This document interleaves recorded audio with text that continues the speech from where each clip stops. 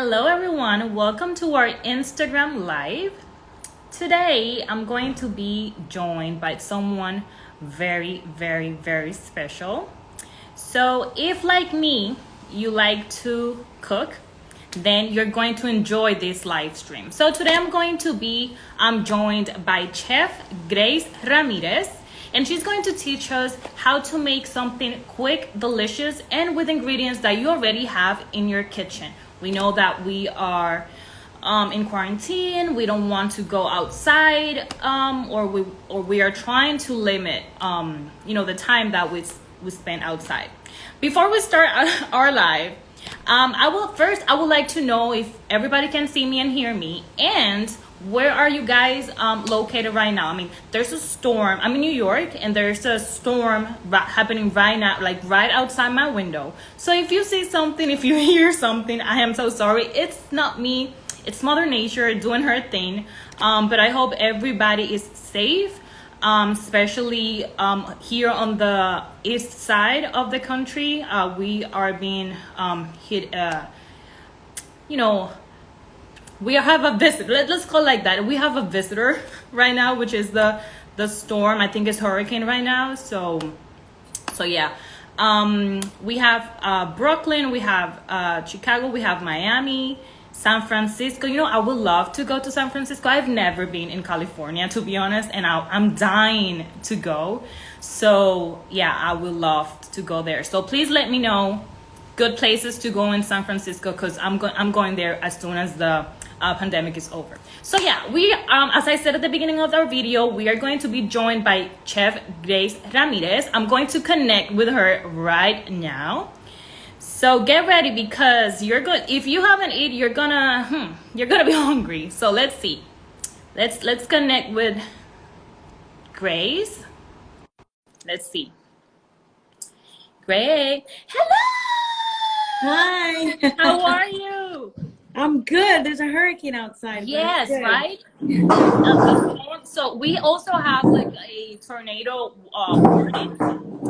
So there's a lot of wind and there's a lot happening right now. But there's going to be also a lot happening inside our kitchens, because you're going to show us, you're going to teach us how to make something quick, delicious, and with something that we already have in our kitchen, which is amazing. First, I love your hat. How are you today? Thank you. I'm good. It's just been, it's been a hard day. There's a big storm outside, and last night as well. I cooked last night at an event, and literally we're like holding the tent. Yes. Well, we are here and ready to start cooking. First, I would like to know a little bit more about you. I know that you was born in Miami. Mm-hmm. You lived in Venezuela. Yeah. Then you teach in New Zealand. Then you moved to New York. I mean, girl, you've been all over the place. Tell me about those experiences. I know that you are your main focus is Latin food, but I know that chefs love to like mix and fusion ingredients and stuff. So tell me a little bit more about that. Yeah. Well, I come from a big Venezuelan family, but I was born in Miami and raised in Miami. I have been in New York for 15 years. Hi, Shanti, how are you? And, first of all, by being born in Miami and living in New York, and being really proud to be Latina, I have embraced and carry the flag of La Latina Proudly, which is the name of my cookbook. I chose to do that on purpose. I wanted us, I became a chef 10 years ago. Went to culinary school. I was a director producer for television for the Food Network, as a matter of fact, and I realized the lack of diversity there was back then amongst the talent, amongst my peers. So I just said, I want to be really proud and carry that flag proudly and when you work in the New York kitchen or in the Miami kitchen, most of your line cooks, your prep cooks are Latinos, and I couldn't have done it without them, honestly. I mean, my cuates were my force, and they taught me how to be faster, better. And we will always have discussions of who makes the best ceviche, who makes the best arepas, and it's funny because the Ecuadorians always say that always like have this the Peruvians, but it's all fun and games, and it's all like, but at the end of the day, you know, language and food unites us. And yeah, I went to New Zealand for 4 years. That's when I kind of like had this journey of discovering where food comes from. I became really passionate about garden to table, sustainability, and really owning. I said, if I'm gonna become a chef and I'm gonna be cooking proteins, and I was like in this dilemma: do I want to be a vegan? Do I not? Do I want to be vegetarian? And I said, well, I'm gonna make that decision by owning every single protein that I consume, the process of where it comes from. So I took butchering classes. I went hunting with the boys for food. It's a big thing in New Zealand. It's not a sport. Is they hunt for food, from cows to goats to sheep. I would skin them, butcher them, etc. I mean, I just wanted to learn the whole process of what is it that I'm cooking, you know, because I think we have a big disconnect about where food comes from. So I got to New Zealand, came back to New York, and that's when, you know, after a big casting process, I became one of the faces of Food Network Latin America, which is Destino con Sabor, which is now airing in HGTV, which you all have to watch. Is on Friday. Yes. It's at 11.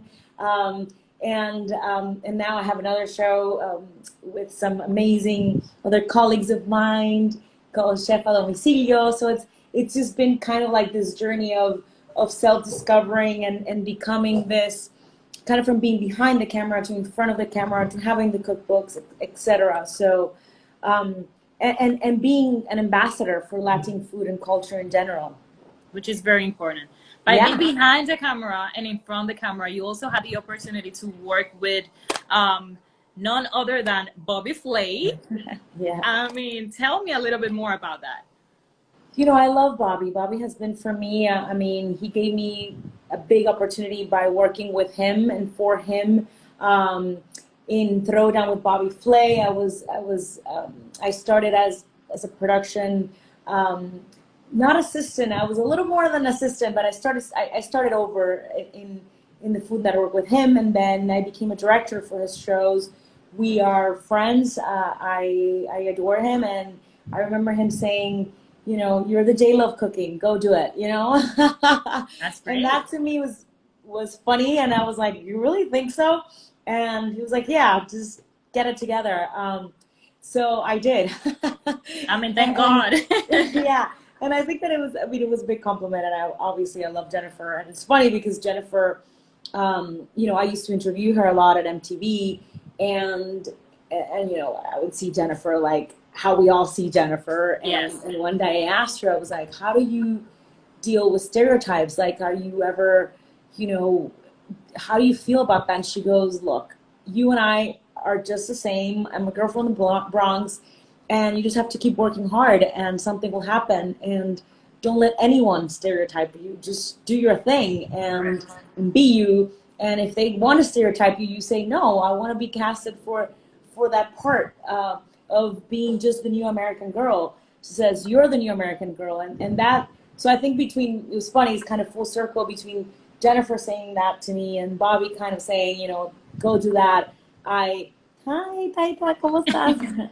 My hat, not this one, but most of my hats are from them. You know, so it's just been it's been amazing. I mean, it's funny just to now, you know, have lunch with Bobby and like he says, oh, do you want to be a judge on Beat Bobby Flay? That's kind of surreal because it's just kind of, you know, I was working for him behind the camera not so long ago, and now I get to be a judge in one of his shows, which is pretty amazing, to be honest. That's great. I mean, something that I really like about you and your career is that you have so many experiences. Like you work, as we mentioned before, behind and in front of the camera. You are not only a chef, but you're also an author. You have 2 books. One is La Latina, and the other one is, I need to read it because it's a little bit, Okay.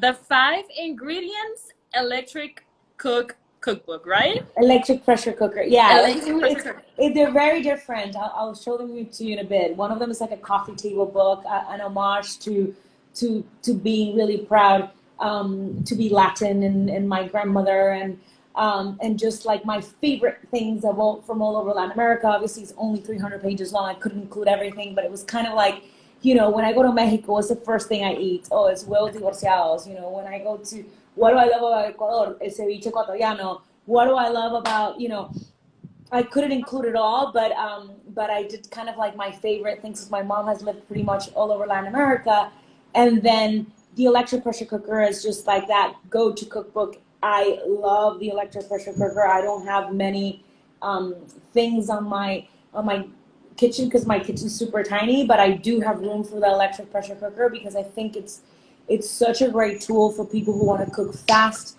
delicious meals. And it was just about that. It was just like, okay, let's get in the kitchen.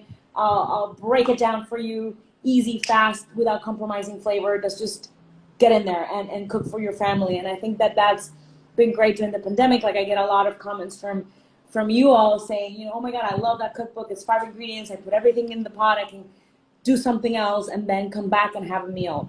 That's great. So speaking of quick, fast, delicious, without compromising any flavor, and also that your book talk about 5 ingredients, can you tell me what are those maybe 3 or 5 ingredients that, you know, needs to be a staple in our pantry?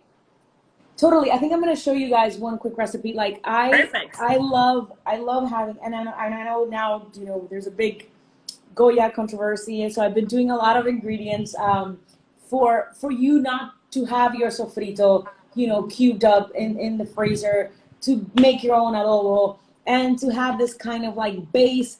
This mojo basically it's a base to so many things, right? We're going to make a guasacaca, which is the staple sauce from Venezuela. It's like a chimichurri meets a guacamole, but it's the base of the chimichurri is the same. The base of guasacaca is the same, and the base to your mojo, to creating any kind of dressing for your salads. You know, it's pretty hot outside, so it's good to have. You know, I put the little mojo in a jar like this, or you know, I cover it up, or in a little jar, and then de chuparse los dedos. That's the name of my other show.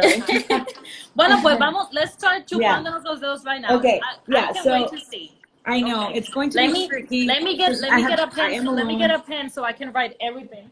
Okay, I'll send you the recipe. You can post it. Oh, okay. yes. So Perfect. basically, you know, what we need, and I'm going to try to do this so everyone can see. So garlic, right? Garlic, it's very, very, very important. So we need garlic.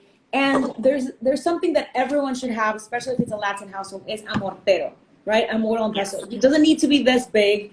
I have a small one, but it works. Exactly. Just as long as you have a small one, it's a completely different experience than one you get from mashing garlic with amor on pesto. You create a paste. It's completely different, the flavor that you get from a store-bought paste. It's a lot more pungent, it's a lot more fragrant, and there's nothing like fresh garlic. I don't even buy it peeled. When you buy peeled, you still lose a little bit. And I love garlic. I had Corona and garlic. I always say that manuka honey and garlic. And I literally have garlic cloves sitting in honey, and I put it on my tea every day. Wow. It keeps my immune system like on point. And I swear by this. I really do. Like, you can have a teaspoon of this with honey and lemon, and it really helps your immune system. So I'm doing it. Now that we're all kind of like really concerned about having our immune systems up, this is really important. So garlic, I mean, I went to the Horticultural Society the other day, and look at the beautiful garlic that they gave me. So it's gorgeous. I'm in love with it. You know, I see so many friends. What do you do now that you're peeling the garlic? You know, that your hands start like smelling. What do you do to, you know, so when you wash your hands, run the water and run your hands through something like a metal. I mean, be careful. This is a very sharp knife, so run it on the other side. But metal neutralizes that smell. So when you feel like, I mean, or wear gloves, right?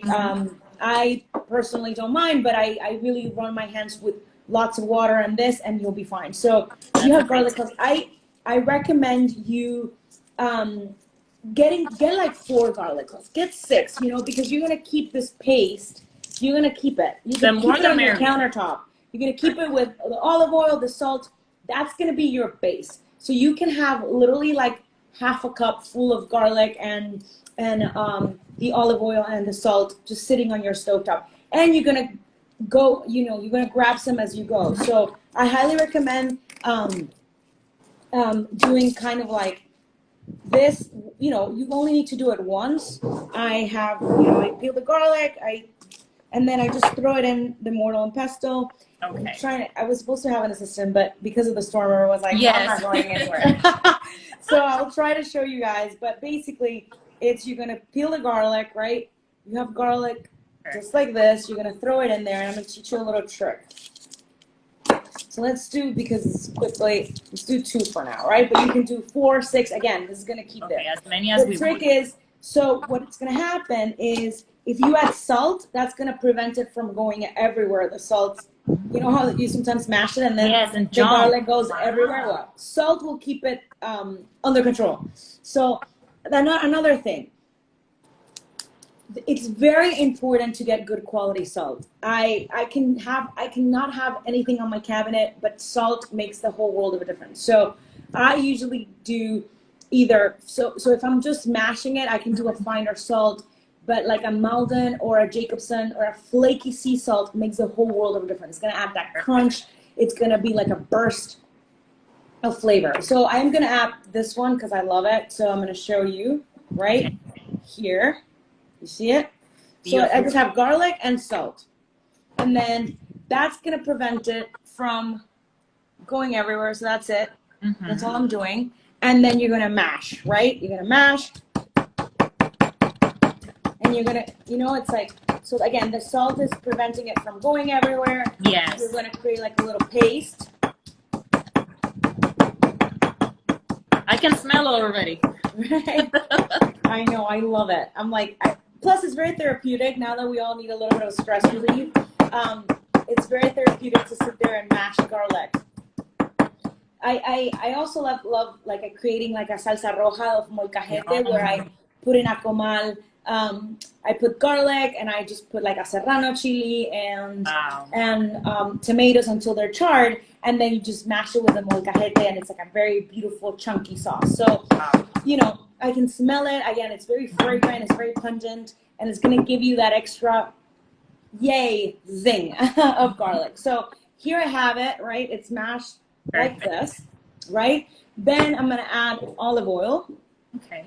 So the consistency of the garlic has to be like, it has to look like a paste. It like has a to be paste. like very mashed. Okay. Yeah, because I mean, it's up to you, but I like it to be a paste because I think that it's easier to digest because garlic, it's, you know, it's hard, and then it's easier to digest. And also the trick is if you leave it there and you add the lemon juice or the lime juice, right, and the olive oil, it kind of like what it does to the garlic is that it kind of cooks it, because lime and lemon kind of cook everything, and it smooths and add out, so it's even easier to digest. I mean, I eat a lot of garlic, so I'm fine with just mashing it, but for example, I wouldn't be able to eat just a whole clove. Like, that's too much for me, right? But if I mash it, you're breaking it down, you're breaking down the little fibers, and then you're just like, it's better and easier to digest. So that's great. So here you have it, right? So normally what I do,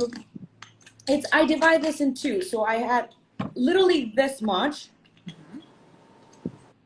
like a teaspoon, right? Okay. Just a teaspoon. I add it here, right? And then this is going to be your go-to dressing. Then we'll make wasacaca. But dressings, they're very important right now. Everyone loves salad, so I'm just going to see half my face. Then I love adding like a good Dijon mustard. Yum. It's gonna emulsify, so it's gonna be that beautiful and creaminess, right? And then I put a little bit of the Dijon mustard. Okay, like about another teaspoon, right? Yeah, like a teaspoon. Okay. Again, the great thing is you can make this in big batches and just keep it. You can keep it. You can keep it in your fridge or in your countertop for a while. It will hold. And again, that's what I do. Like on Sundays, I make a big batch, and then because I eat a lot of salads, I'm just grabbing a little bit, adding it, which I'm going to show you a trick of how to do this, and then you just have it as you go. So then you're going to add your olive oil, right? And you're going to whisk, right? And this is going to emulsify it, right? So it's going to be like nice and creamy. And then we're going to add a little bit of acid. So acid is up to you. Whatever you prefer. I love sherry vinegar. It's like one of my favorite vinegars. You can add champagne vinegar. You can add regular vinegar. You can add a balsamic vinegar. I just prefer sherry. I because I like the more soury taste. If you like something a little sweeter, you can add a little bit of honey.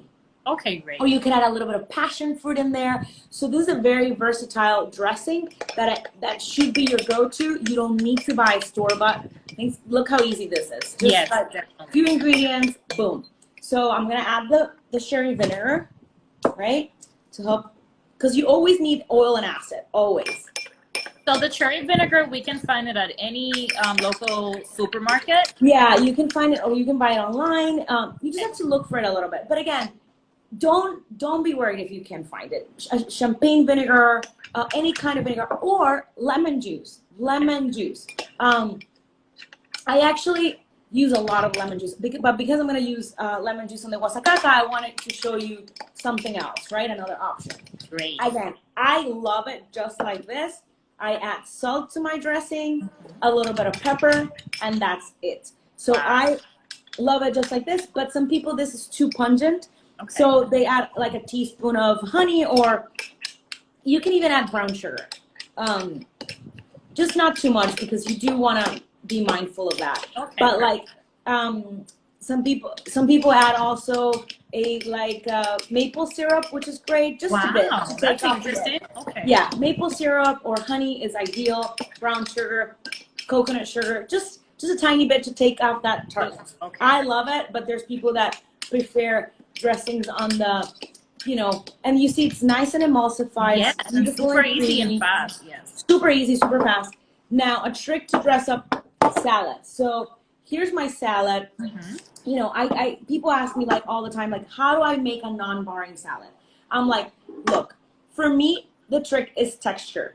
Even if let's say, even if I'm just eating lettuce, I have here endives, I have here some kale, and I have here some mustard greens, right? And then what you can do is add some pepitas, or add some toasted nuts, or add something that is going to give you crunch, something that is going to give you another texture. Again, I love this just like that, but guess what? My dressing and the salt give me that bit of the crunch, right? So another super trick, and I love this trick, is when you're going to dress up a salad, you know how we sometimes get like in restaurants, or we feel like we wilt the salad, like we just blah. Yes, that's because you're adding the dressing right on top. What you want to do is always on the side. You always want to go on the side. And let's say that my dressing is too thick. What I'm going to do is add a little bit more of oil, like olive oil, on the side. Always on the side. Okay. Yeah. So then what's going to happen is, check this out. When you go like this, your salad is going to evenly grab onto that dressing. Make sure your greens are dry, because what happens if they have water, they're not dry enough. If you don't put them through the spinner, what's going to happen is going to repel the dressing. So as you can see, and like for example, kale, everyone loves kale, but everyone asks me like all the time, like, what's the trick to kale? First of all, you have to finely chop it, really, really fine, like on a very fine chiffonade. And then it's about coating it. So if you feel like, oh, this is not coating enough, you can always add a little bit more olive oil and a little bit more lemon juice. But remember, always on the side. But look at my greens. They're beautiful, they're fluffy, and nothing has been wilted, and they're full of dressing. Great. So that's also the trick. When we go to restaurants, always ask for dressing on the side. In case. Unless most restaurants do a good job, like. Okay. But there are some. When it's not a great restaurant, when they put the dressing on top, yes. La ensalada viene like. Yes, I've been. Yeah. Mm-hmm. A place come to my mind, so that's why. Yeah, and you see, for example, so I add a little bit more salt, and that's it. And then again, I would accompany this with a nice piece of salmon that had been in the oven, or some chicken breast. That's it. So for the guasacaca, really quickly, you're gonna become obsessed, because it's very simple. Guasacaca is very controversial. Like my family would be like, "You don't make guasacaca like that. You're supposed to add this, and that, and la." I make a very simple guasacaca, and I absolutely love it, and it's a total crowd pleaser. So what you need is cilantro and parsley. Okay. If you don't have parsley, don't worry. You can just make it with cilantro. I love the flavor combo, because I think it adds more brightness, more flavor. I love layers of flavor. Like I am layer flavor obsessed. So again, same base that we had here, Okay. right? And the garlic. Yeah, garlic, The salt, salt, and yeah, olive oil. and olive oil. And then I'm gonna add just roughly chopped. Okay, like a handful. Yeah, handful. Again, you can make this a batch, but this one will last because it has the avocado. If you're gonna make a big batch of this, I recommend stopping here and folding the avocado last because the avocado will turn black. I mean, if you add enough lime in there, or lemon and acid prevents oxidation, so it will last longer. But with avocado, you do want it fresh. But here, you can finely chop it. That's something that I've always loved, how chef cut, The pican two train. todas las verduras. Well, there's a couple of tricks about chopping like this, and I'm going to tell you secrets. First of all, you always want to make sure your knife is sharp and your herbs are dry and your knife is dry, because that's going to prevent the herbs from sticking everywhere and from you bruising the herbs. Then you have to create a choo-choo train motion, but also you have to put your hand like a little claw, right? So because that's going to prevent you from cutting yourself. So then you're not afraid to do this motion, because again, and then you just go. But it takes practice, don't get me wrong. I mean, when I went to culinary school, I didn't know how to do this, and then by the end of it, I knew how to do it. But it's a lot of little tricks, like, for example, if your knife is not sharp, you will bruise your herbs, and there's no way that you can actually do this. No, and I love the fact that you clarify that herbs and also the lettuce and the other ingredients had to be dry. And now thinking back, it makes sense, because when I'm cutting, they're all like stick together in the salad. Exactamente. So. Yeah, that's why you need to invest in a spinner. I know they occupied a little bit of space, but they are very useful, because that's going to be like spin the herbs, you wash them, especially nowadays, like, people are thoroughly washing veggies and herbs and lettuce. So, you finally chop it. You can also do this in a food processor. It's just, my grandmother will always say that if you chop the herbs by hand, it adds more flavor. It's not necessarily true, but I mean, we need to believe her. Yeah. I believe in that. I believe in that. So then you see, I'm gonna add my herbs here to the to my morel and pesto, right? I'm gonna add more oil, right? And that's another thing. You need to make sure you're investing in a good quality olive oil, because when it's very simple ingredients, every single flavor matters, right? If you have an olive oil that you don't like the taste, you're not gonna like the taste of your sauce.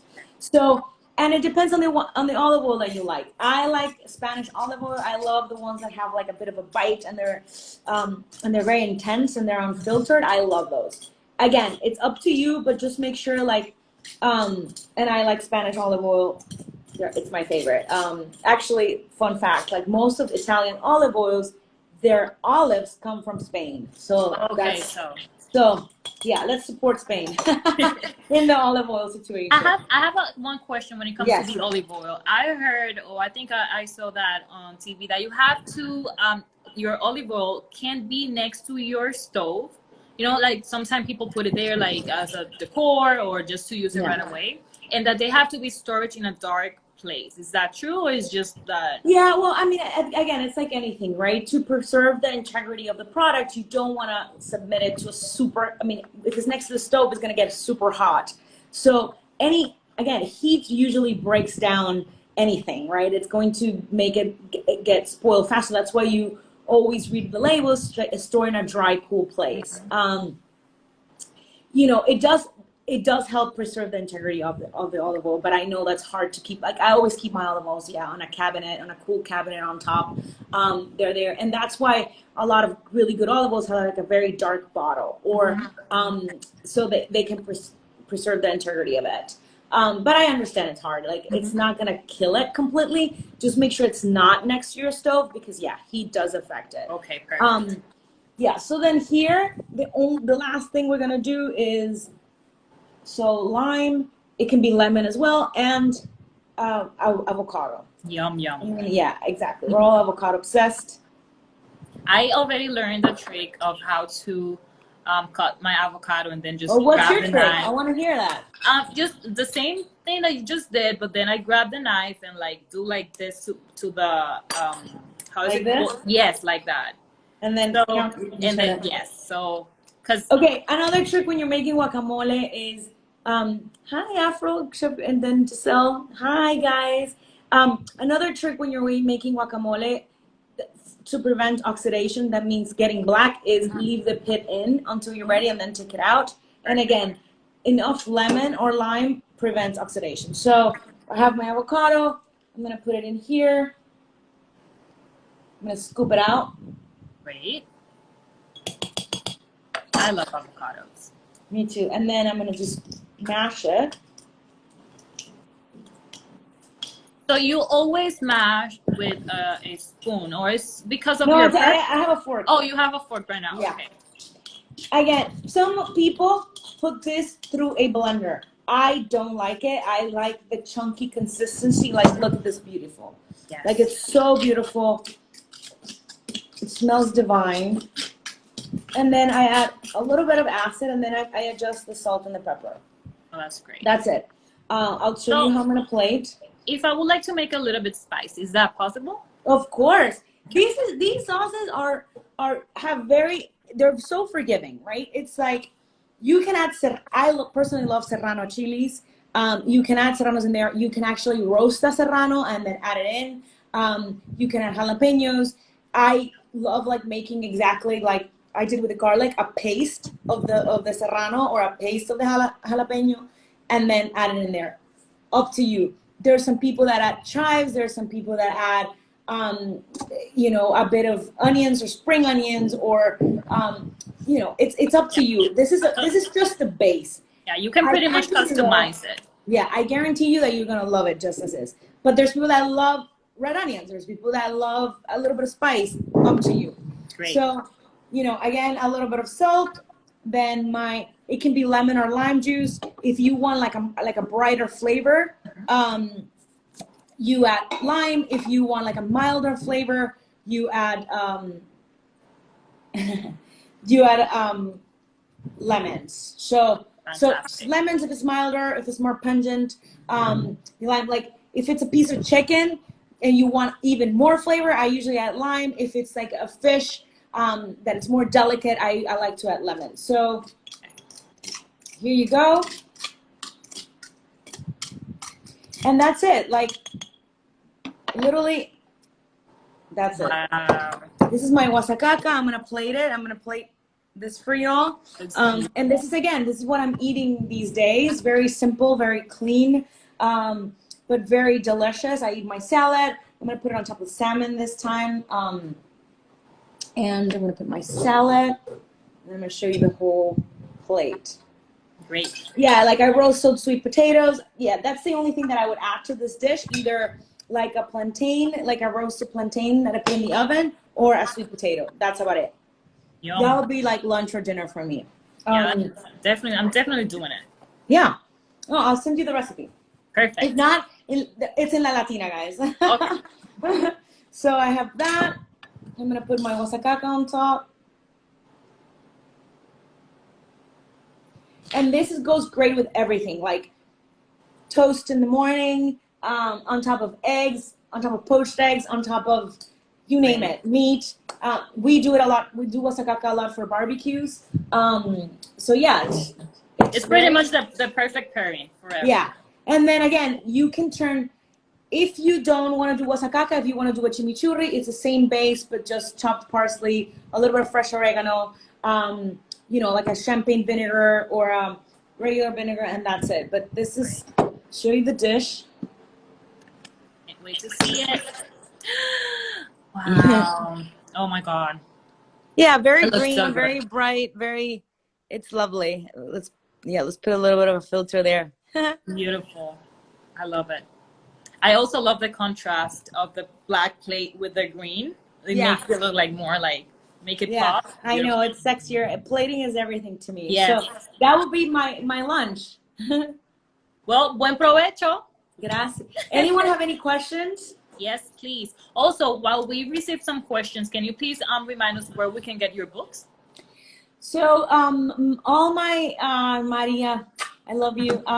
All my cookbooks are available via my website, Chef Grace Ramírez, and that will take you to Amazon. The first one, I'll show you the La Latina. I have to show you La Yes, yes, Latina. yes. Let's see. Well, you guys think of questions. So let's see. Please send your questions. Whether it's the staples that everybody needs to have, any tricks that you would like to know. So, wow, it's so beautiful. Yeah, that's La Latina. And yeah, and the wasacacas here, chimichurri. Most of your staple items from Latin America are here. And it's not because I did it, but it is, I love getting people's feedback saying, you know, this book is my go-to.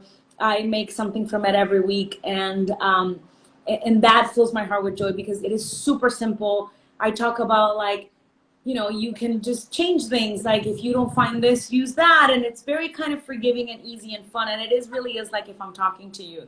So yeah, La Latina is fun.